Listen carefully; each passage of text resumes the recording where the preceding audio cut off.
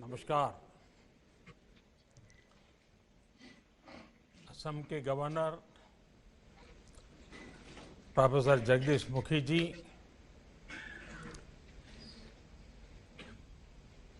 केंद्र में मेरे शिक्षा मंत्री श्री रमेश पोखरियाल निशंक जी, असम के मुख्यमंत्री श्रीमान सर्बानंद सोनोवाल जी,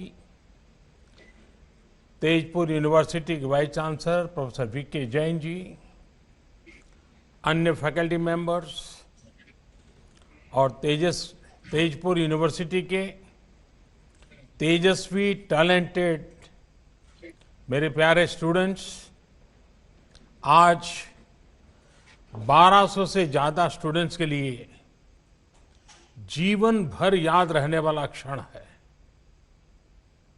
आपके शिक्षक, प्रोफेसर्स, आपके माता पिता के लिए आज का दिन बहुत अहम है।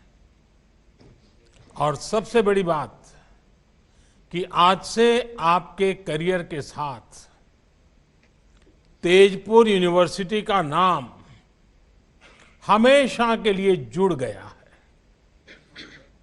आप आज जितना खुश हैं, उतना ही मैं भी हूं।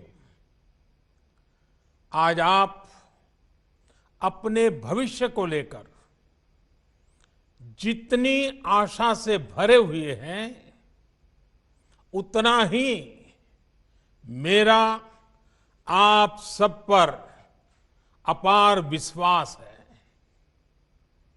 मुझे भरोसा है कि आपने तेजपुर में रहते हुए तेजपुर यूनिवर्सिटी में जो सीखा है, वो असम की प्रगति को, देश की प्रगति को गति देगा, नई ऊंचाई देगा। साथियों, इस भरोसे की कई वजह भी हैं। पहला, तेजपुर का यह ऐतिहासिक स्थान, इसके पौराणिक इतिहास से मिलने वाली प्रेरणा। दूसरा, तेजपुर विश्वविद्यालय में आप जो काम कर रहे हैं, वो मुझे बताया गया है कि वो बहुत ही उत्साह जगाता है। और तीसरा, पूर्वी भारत के सामर्थ्य पर, यहां के लोगों, यहां के नौजवानों की क्षमताओं पर, राष्ट्र निर्माण के उनके प्रयासों पर सिर्फ मेरा ही नहीं, देश का भी अटूट विश्वास है। साथियों, अभी अवार्ड और मेडल देने से पहले जो यूनिवर्सिटी एंथम गाया गया है, उसमें निहित भाव तेजपुर के महान इतिहास को नमन करता है। मैं इसकी कुछ पंक्तियां दोहराना चाहता हूं, और इसलिए भी दोहराना चाहता हूं क्योंकि ये असम के गौरव, भारत रत्न भूपेन हजारिका जी ने लिखी है। उन्होंने लिखा है, अग्नि गडर स्थापत्य, कलिया भौमोरार सेतु निर्माण, ज्ञान ज्योतिर्मय स्थेयी स्थानते विराजिसे तेजपुर विश्वविद्यालय। यानी जहां अग्निगढ़ जैसा स्थापत्य हो, जहां कलिया भौमरा सेतु हो, जहां ज्ञान की ज्योति हो, ऐसे स्थान पर विराजमान है तेजपुर विश्वविद्यालय। इन तीन पंक्तियों में भूपेन दा ने कितना कुछ वर्णित कर दिया है। अग्निगढ़ का राजकुमार अनिरुद्ध, राजकुमारी उषा, भगवान श्री कृष्ण से जुड़ा इतिहास, महान अहोम शूरवीर कलिया भोमारा फुकुन की दूरदृष्टि, ज्ञान का भंडार, ये तेजपुर की प्रेरणा है। भूपेंद्र के साथ ही ज्योति प्रसाद अग्रवाल, विष्णु प्रसाद राभा, ऐसे महान व्यक्तित्व तेजपुर की पहचान रहे हैं। आप इनकी कर्मभूमि में, जन्मभूमि में पड़े हैं और इसलिए आप में गर्व का भाव होना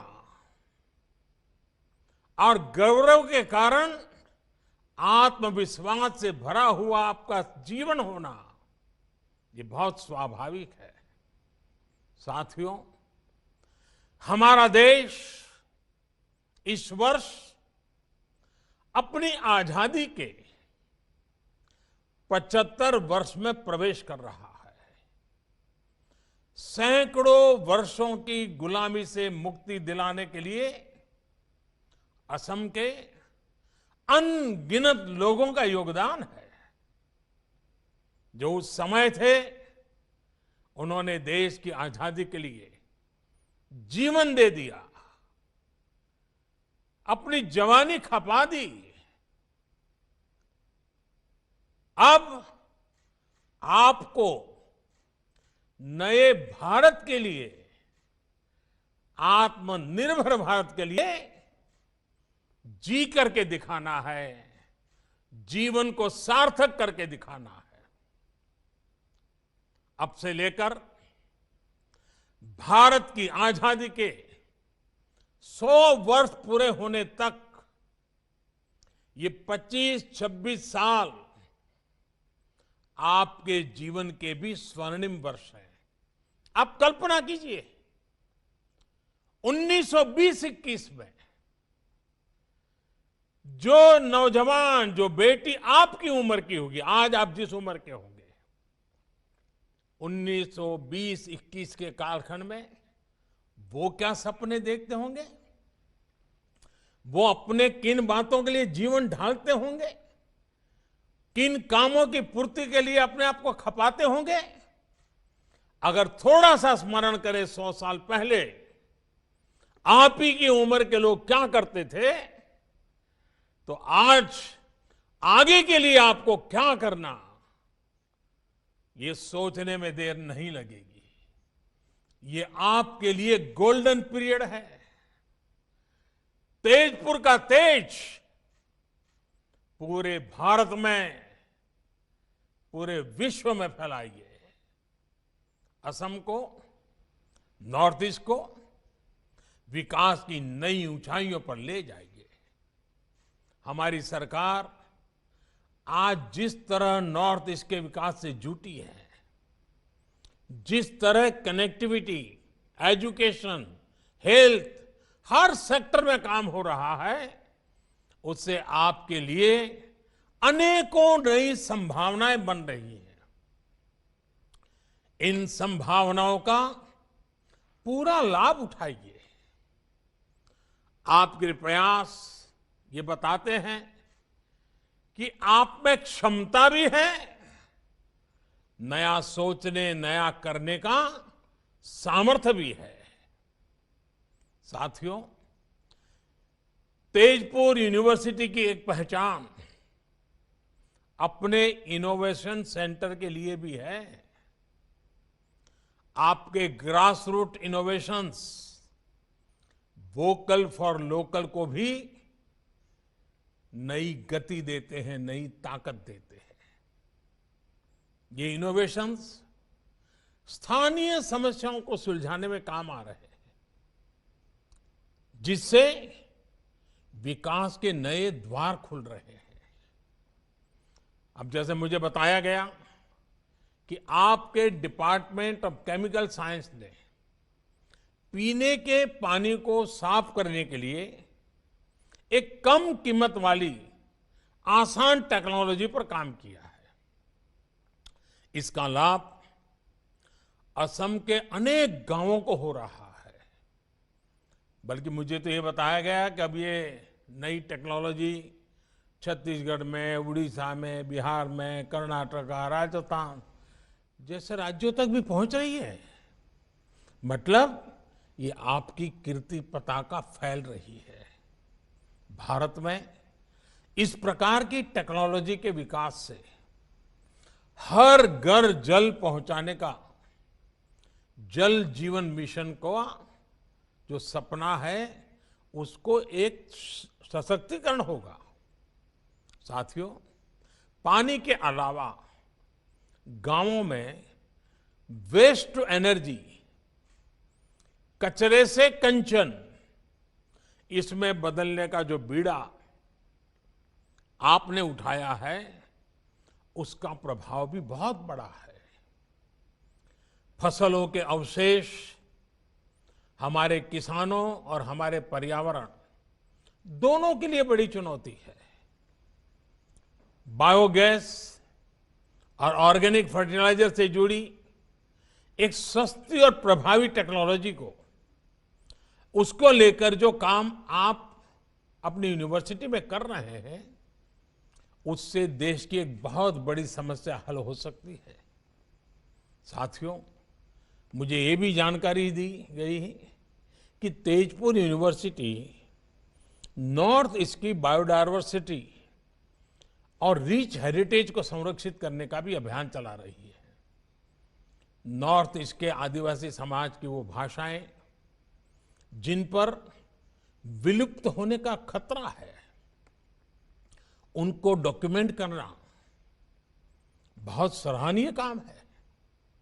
इसी तरह संत श्रीमंत शंकरदेव जी की जन्मभूमि नौगांव के बाताद्रव स्थान में सदियों पुरानी लकड़ी पर उकेरी गई कला का, उसका प्रिजर्वेशन हो, या फिर गुलामी के कालखंड में लिखी गई असम की किताबों और पेपर्स का डिजिटीकरण हो, आप वाकई इतने विविध कामों पर लगे हुए हैं।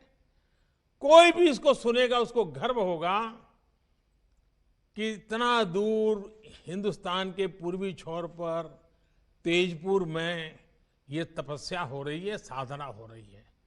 आप वाकई कमाल कर रहे हैं। साथियों, मैंने जब इतना कुछ जाना तो मन में ये सवाल भी आया कि स्थानीय विषयों पर, स्थानीय आवश्यकताओं पर इतना काम, इतनी रिसर्च करने की प्रेरणा आपको कहां से मिलती है? इसका जवाब भी तेजपुर यूनिवर्सिटी कैंपस में ही है। अब जैसे आपके हॉस्टल्स चराईदेव, नीलांचल, कंचनजंगा, पटकाई, धानसिरी, सुबनसिरी, कोपिली, ये सभी पर्वतों, चोटियों और नदियों के नाम पर है। और ये सिर्फ नाम नहीं है, ये जीवन की जीती जागती प्रेरणा भी है। जीवन यात्रा में हमें अनेक मुश्किलों, अनेक पर्वतों का सामना करना पड़ता है, कई नदियों को पार करना पड़ता है। एक बार का काम नहीं होता। आप एक पर्वत चढ़ते हैं तो फिर दूसरे की तरफ बढ़ते हैं। हर पर्वतारोहण के साथ आपकी जानकारी भी बढ़ती है, आपका एक्सपर्टाइज भी बढ़ती है और नई चुनौतियों को लेकर आपका पर्सपेक्टिव तैयार हो जाता है। इसी तरह नदियां भी हमें बहुत कुछ सिखाती है। नदियां कई सहायक धाराओं से मिलकर बनती हैं और फिर समंदर में मिल जाती है। हमें भी जीवन में अलग अलग लोगों से ज्ञान लेना चाहिए, सीखना चाहिए और उस सीख के साथ आगे बढ़ते हुए अपने लक्ष्य को प्राप्त करना चाहिए। साथियों, जब आप इसी अप्रोच के साथ आगे बढ़ेंगे तो असम, नॉर्थ ईस्ट देश के विकास में अपना योगदान दे पाएगा। आपने देखा होगा, कोरोना के इस काल में आत्मनिर्भर भारत अभियान हमारी वोकैबुलरी का अहम हिस्सा हो चुका है। हमारे सपनों के अंदर वो घुल मिल गया है। हमारा पुरुषार्थ, हमारे संकल्प, हमारी सिद्धि, हमारे प्रयास, सब कुछ उसके इर्द गिर्द हम अनुभव कर रहे हैं। लेकिन आखिर ये अभियान है क्या? आखिर बदलाव क्या हुआ रहा है? क्या ये बदलाव सिर्फ रिसोर्सेज में है? क्या ये बदलाव सिर्फ फिजिकल इंफ्रास्ट्रक्चर में है? क्या ये बदलाव सिर्फ टेक्नोलॉजी में है? क्या बदलाव सिर्फ बढ़ती इकोनॉमिक और स्ट्रेटेजिक माइट का है? ऐसे हर सवाल का जवाब हाँ में है। लेकिन इनमें से भी जो सबसे बड़ा परिवर्तन है वो है इंस्टिंक्ट का, एक्शन और रिएक्शन के नजरिए का है।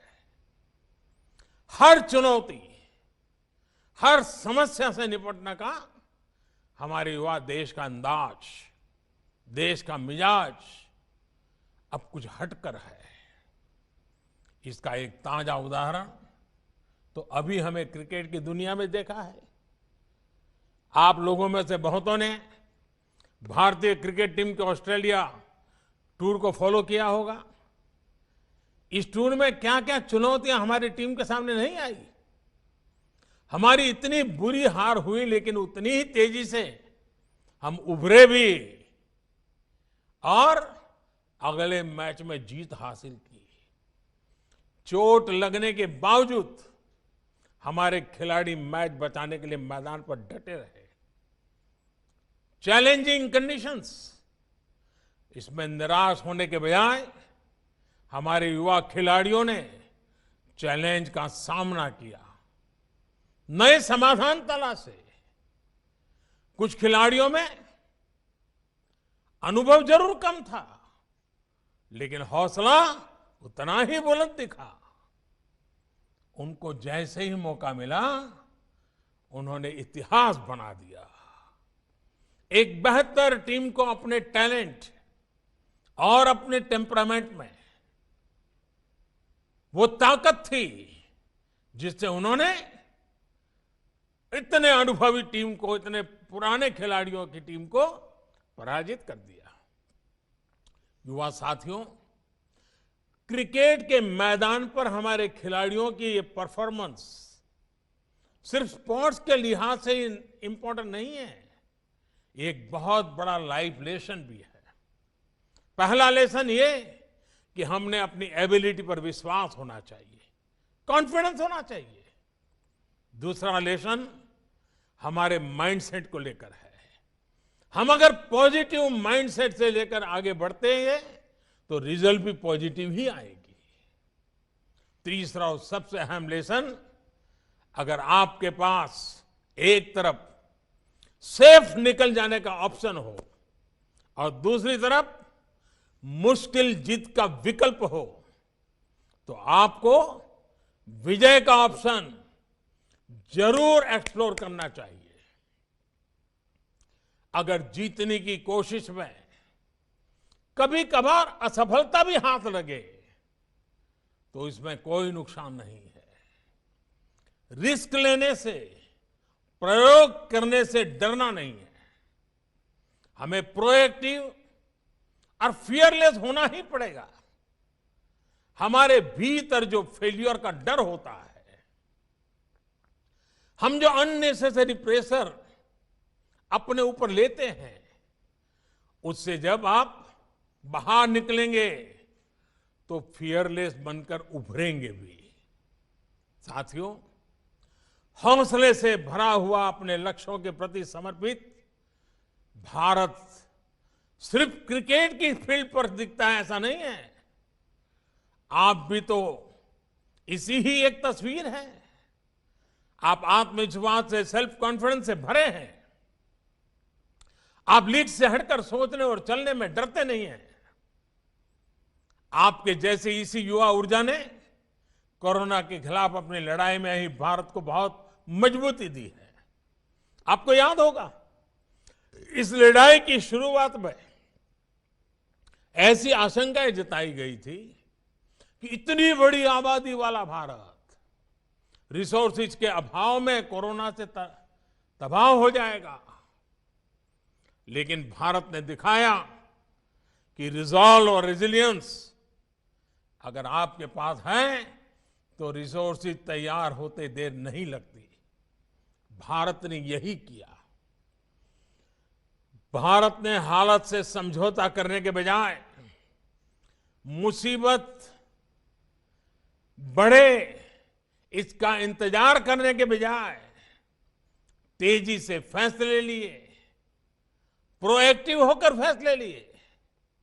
इसी का परिणाम है कि भारत वायरस से ज्यादा प्रभावी रूप में बढ़ पाया, प्रभावी रूप से लड़ पाया।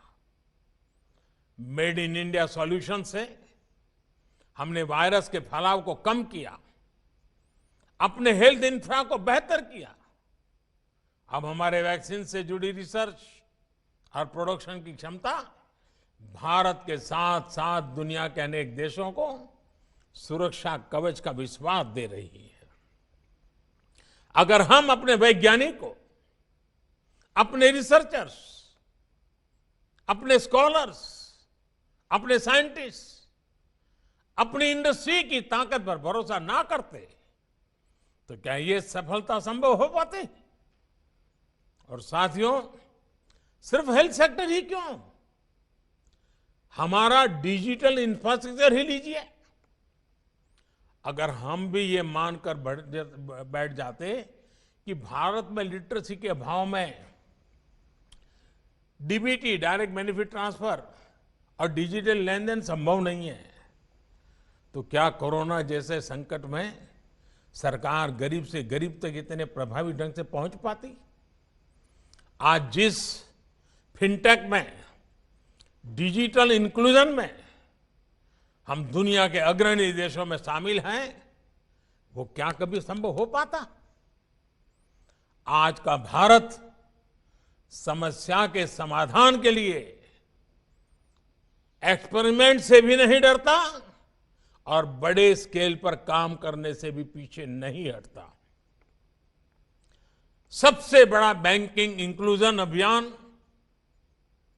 भारत में हो रहा है। टॉयलेट बनाने का सबसे बड़ा अभियान भारत में। हर गरीब परिवार को घर देने का अभियान भारत में। घर घर जल पहुंचाने का सबसे बड़ा अभियान भारत में। सबसे बड़ी हेल्थ एश्योरेंस स्कीम भारत में।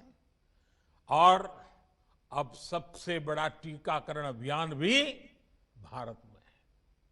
इन सब का बहुत बड़ा लाभ नॉर्थ ईस्ट को हुआ है, असम के लोगों को हुआ है। ऐसे कार्यक्रम तभी चल सकते हैं जब देश और समाज आत्मविश्वास से भरा हो। देश यथास्थिति को बदलने के लिए, इनोवेट करने के लिए पूरी शक्ति लगा रहा हो। साथियों, आज जिस प्रकार दुनिया में,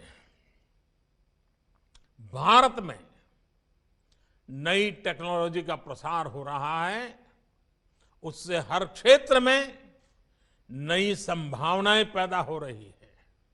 आज हम बिना ब्रांच के बैंक, बिना शोरूम के रिटेल बिजनेस, बिना डाइनिंग हॉल के क्लाउड किचन, ऐसे अनेक प्रयोगों को रोजमर्रा की जिंदगी में देख रहे हैं।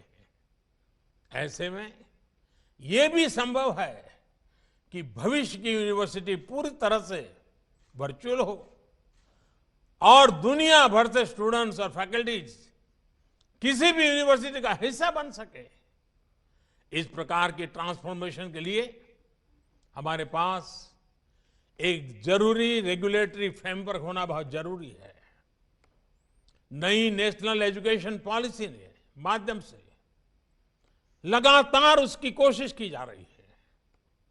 इस पॉलिसी में टेक्नोलॉजी के ज्यादा से ज्यादा उपयोग, मल्टी डिसिप्लिनरी एजुकेशन और फ्लेक्सिबिलिटी को प्रोत्साहित किया जा रहा है।